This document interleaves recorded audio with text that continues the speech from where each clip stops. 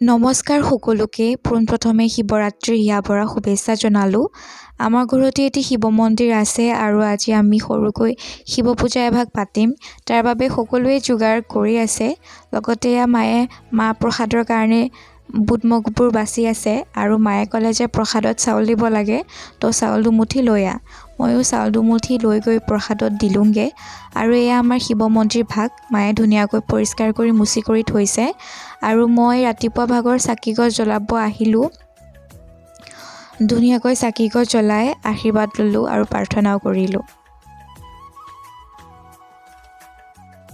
মই ধুনীয়াকৈ প্ৰাৰ্থনা কৰি ওলাই আহিলোঁ আৰু এয়া মা দেউতাই ফল মূলবোৰ কাটি আছে আৰু ময়ো হঠাৎ ATM যাব লগা হ'ল কাৰণ পইচা শেষ হৈ থাকিলে।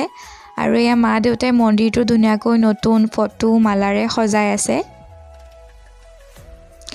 আৰু এয়া দেউতাই আমাৰ বেলগছ কেইজোপাত ৰঙা কাপোৰ মাৰিছে, যিহেতু ৰঙা কাপোৰ মাৰিব লাগে।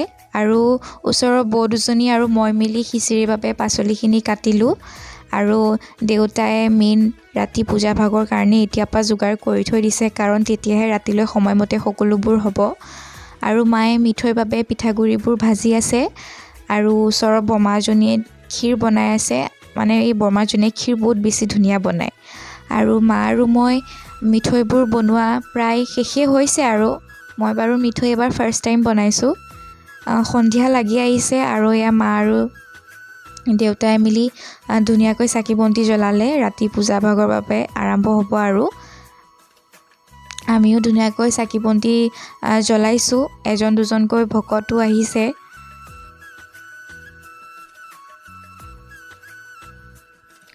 ওচৰৰ মানুহবোৰো চাকি জ্বলাবলৈ আহি আছে লাহে লাহেকৈ আৰু ময়ো ধুনীয়াকৈ চাকি জ্বলাই ওলাই আহিলোঁ।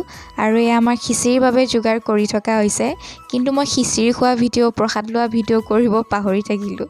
আৰু আমাৰ পূজা ভাঙিলে। আজি ব্লগটো ইয়াতে শেষ কৰিছোঁ। চাই কেনে পালে কমেণ্ট কৰি জনাব। বাই।